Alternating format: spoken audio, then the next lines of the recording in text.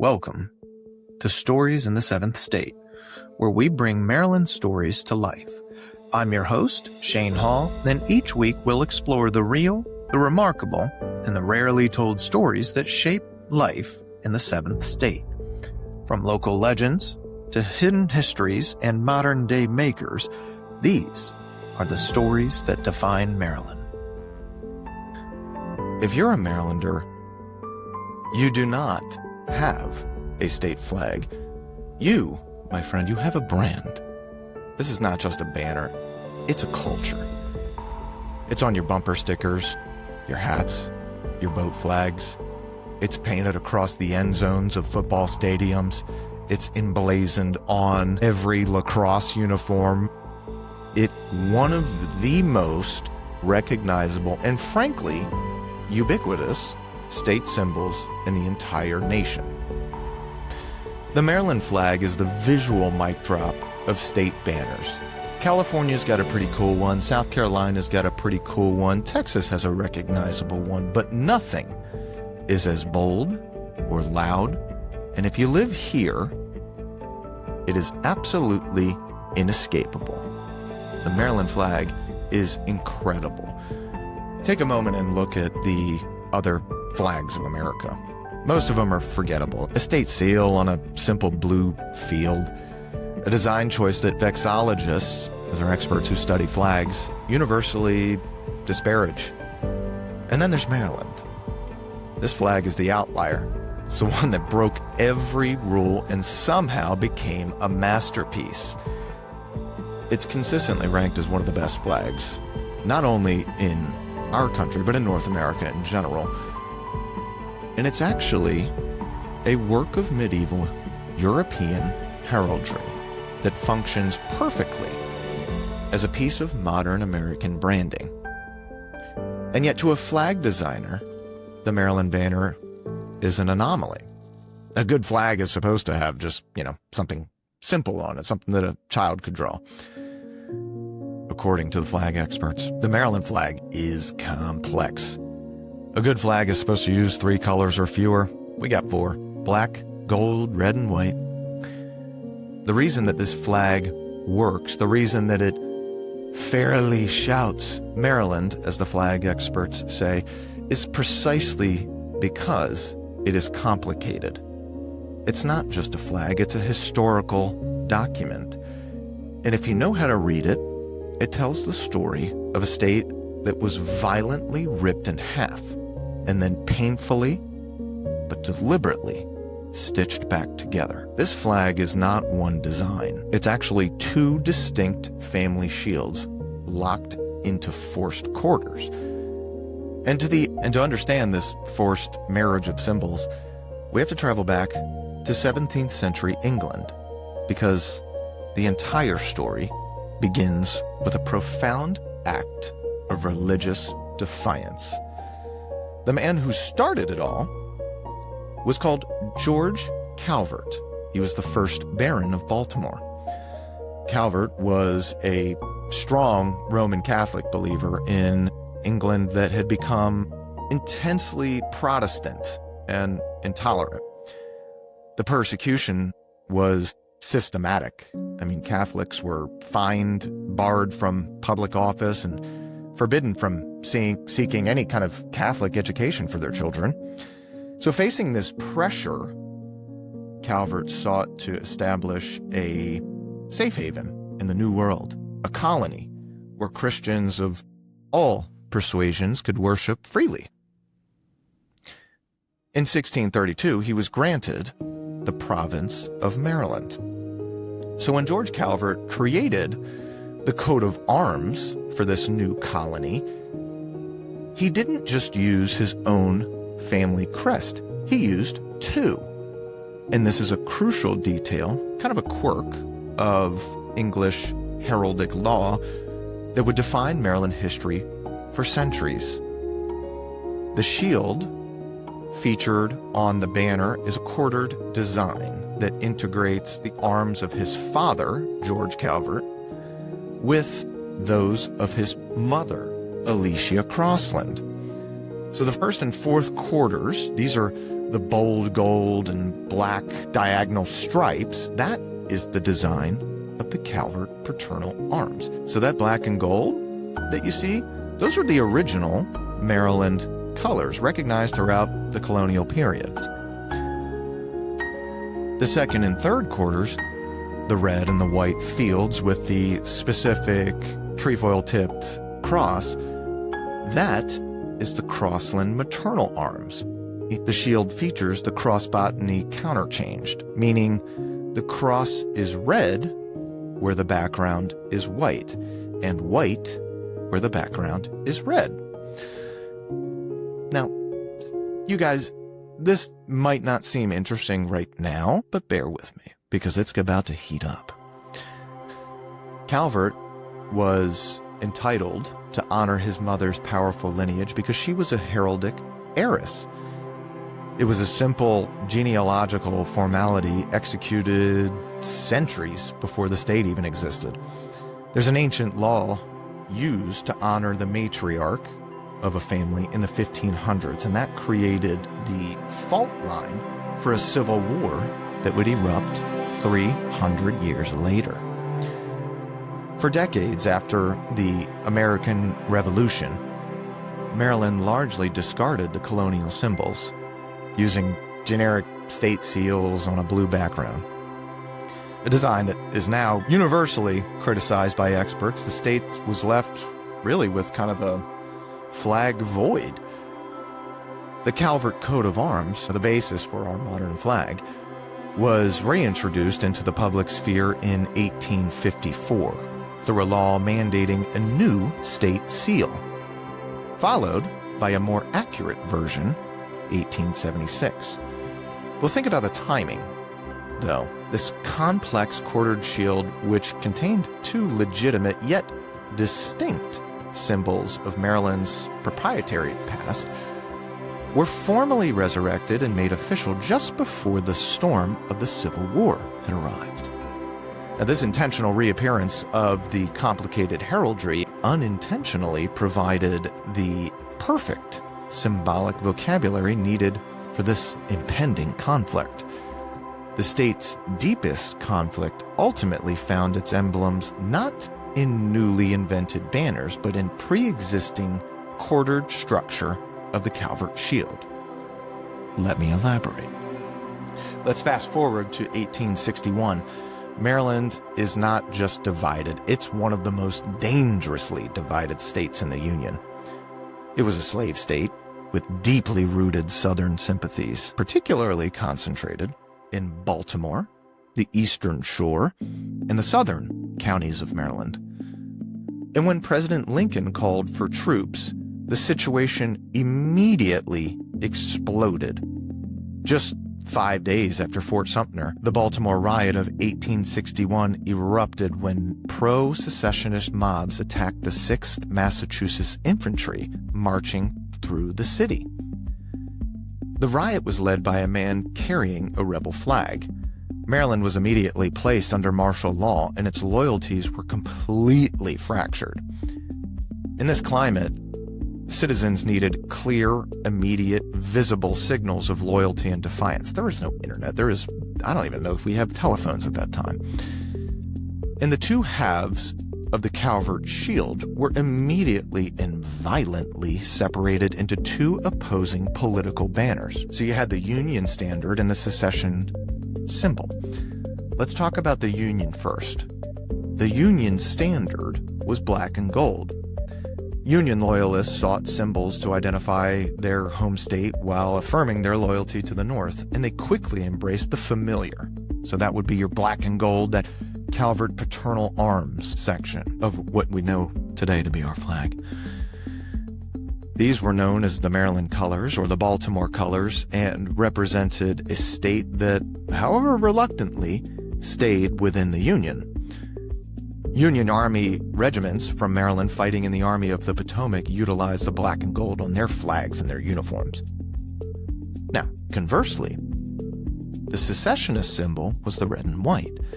Marylanders that were sympathetic to the Confederacy needed a symbol that was both uniquely Marylander, yet defiant of those Union-claimed colors. They reached for the obscure maternal lineage. That's the red and white Crossland maternal arms. This was strategic and symbolic move. Since the Unionists had co-opted the primary state symbol, the secessionists utilized the maternal arm. How about that? It provided a unique and defiant alternative that was still rooted in the state's founding heraldry. The red and white combination instantly became known as the secession colors, which wasn't theoretical. This was total symbolic warfare.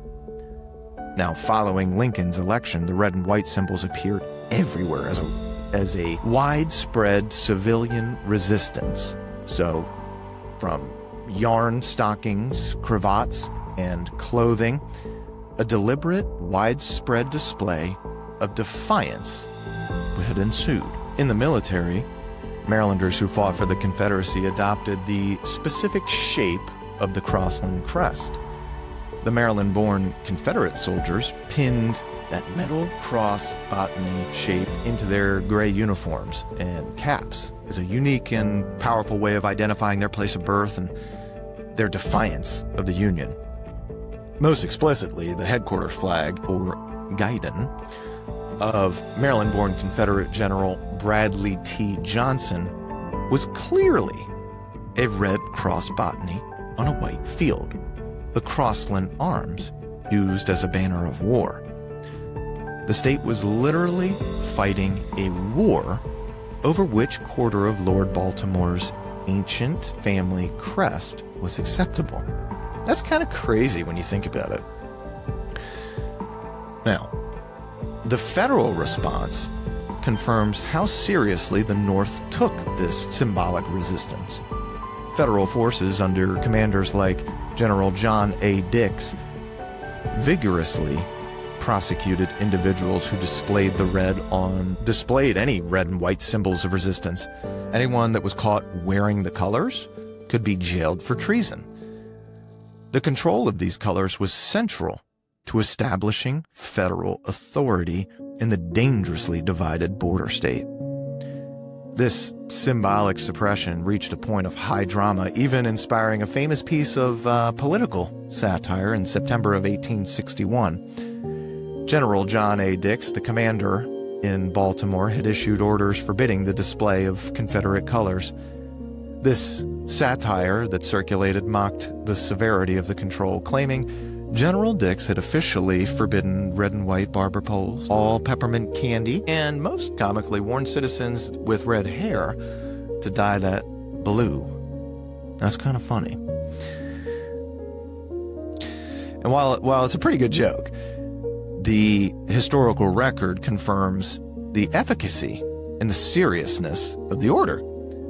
Dix later informed General McClellan that his orders were effective, noting that after that crackdown, there were no secession flags that were exhibited in Baltimore for many weeks. You know, I do kind of wonder if back in those days they also had that sexy Baltimore accent. Well, there was no secession flag that had been exhibited in Baltimore for many weeks. Think about it. The colors were not a peripheral matter. I mean, they were the central vocabulary of political resistance. The state was symbolically torn apart. I mean, you had two halves of a single family crest ripped into opposing military banners. That's crazy. And can you imagine today if we had the same instance? And, you know, it's 2025 today, and people can argue that there is a civil war of ideology underneath the surface of all the things that we have here in America, not just Maryland, but it's pretty interesting to think back on what they were going through in the Civil War and how what we see today as this awesome brand, this Maryland flag, when it resurfaced, we weren't sure if we were going to be a country much longer. So when the war finally ended, the state was faced with the ultimate, immediate political problem, which was Reconstruction. So how do you integrate thousands of Confederate veterans back into a state that had remained in the Union? They needed a symbol, a political contract that could welcome them all back without dishonoring those who died for the Union. They needed a flag that acknowledged both loyalties without declaring one side victorious. The solution was really a work of political genius. This is where we get our combined banner. So starting around the 1880s, the design that we know today, the 4 alternating quadrants, began appearing at public events. It was adopted, as one newspaper put it, by common consent. And this new configuration instantly represented reconciliation.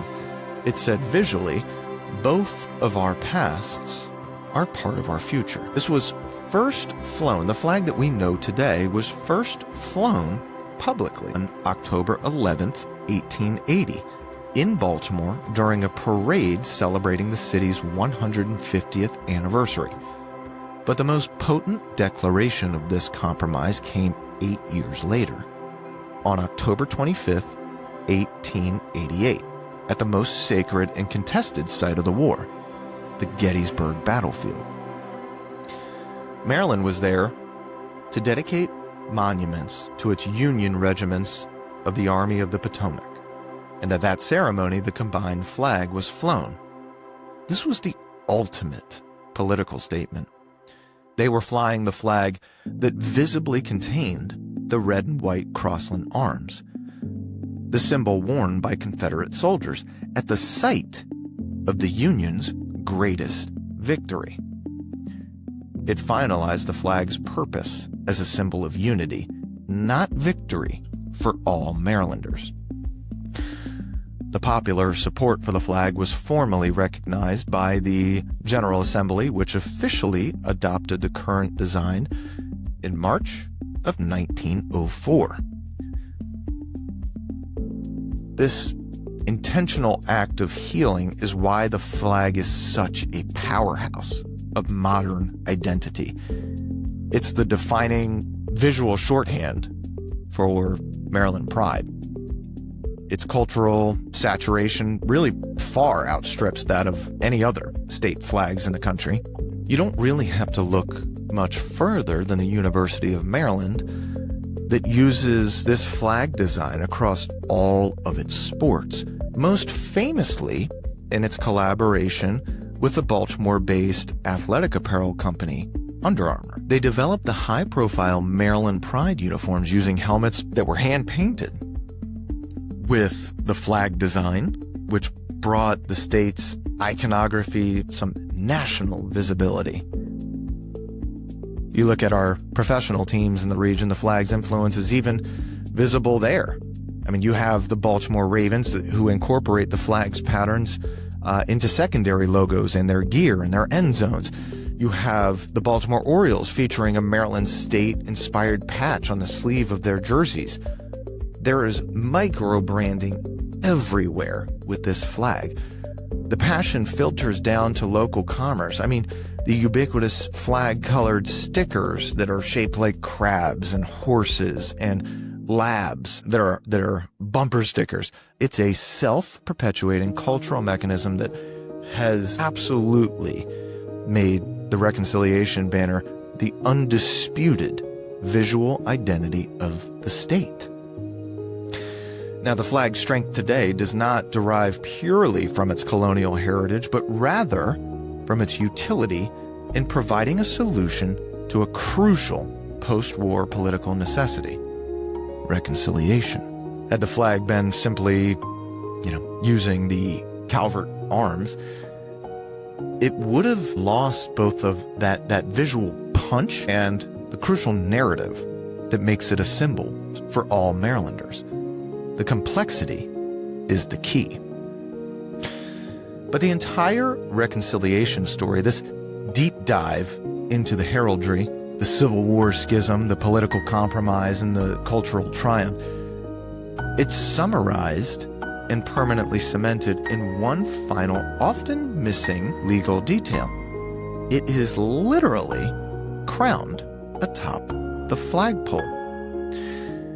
In 1945, the General Assembly passed an extraordinary, highly specific piece of legislation, Chapter 862, Acts of 1945. It was a legal mandate that governs flag protocol to this day. Any ornament affixed to the top of a flagstaff carrying the Maryland flag must be a gold cross botany. Now think about that for a second. The cross botany is the specific shape used by Confederate soldiers, the defining element of the secessionist Crossland arms, the red and white maternal lineage. But it is required to be rendered in gold, the color of the Union-associated Calvert paternal arms. The state legislature, decades after the war, deliberately placed the symbol of secession, bathed it in the color of the Union, and mandated that it must serve as the pinnacle of state sovereignty. This definitive hybrid symbol ensures that neither side of the historical conflict can claim total victory, and frankly, that's the way that it should be. There is no honor in having your neighbors, your friends, your brothers and sisters die over a conflict like the Civil War. There is no victory in that. The Maryland flag is often misunderstood as a simple clash of colors or something that's just fun to look at, but it is in fact a work of political genius. And frankly, our politicians today could take some notes. It is the only state flag that is purely based on British heraldry. It's also one of the only flags in the nation that explicitly commemorates a Civil War compromise. It breaks every rule of design. It's complex, it's loud, it uses 4 colors, but it needs that complexity to tell the whole difficult story. The story of an aristocratic accident that created a divide, a violent schism that tore the state apart, and a powerful final act that mandated unity. It is a flag that wears its history, both painful and proud, on every single quarter of it. Thank you for listening to Stories in the Seventh State. If you like this episode, please like, subscribe, review. We will try to come out with as many episodes as we can over the remainder of the year and certainly following into 2026. But we have so much going on right now with our different podcasts. You know, if you are just now tuning into the Housecats Podcast Network, we have a plethora of shows. Not everything is going to be for everybody, but we try to do stuff that's really interesting to us, and we hope that it's interesting to you too. Stories in the Seventh State is a podcast that focuses on local lore and legends and Maryland pride. We love history. I love history. I'm a sucker for it. We have the Open Floor podcast, where we really focus mostly on professional stuff that has to do with our day-to-day job. Real estate, helping people buy and sell, what's going on in the world, what kind of things are happening, and what does that affect on our profession. We have the Night Shift, where we review some of our favorite movies. How do they age? How funny do they end up becoming over time, intentionally or otherwise? Some great behind-the-scenes stuff that you probably didn't know about your favorite movies. Those are always fun conversations with friends, just a fun way for us to connect with people, and that's what this is all about. So we do have more podcasts for you out there. Dealmakers is a podcast centered around interviewing people that we run across in our professional space that they don't have to sell real estate by any means, but they are people that are incredible at what they do. And almost all of them have one thing in common. No matter what space they are in, they're great negotiators. And I want to know more about their stories and share their stories with our audience, because I think it's important to connect people. So that's it for me today. We appreciate your listening, appreciate your time, and we'll catch you on the next one.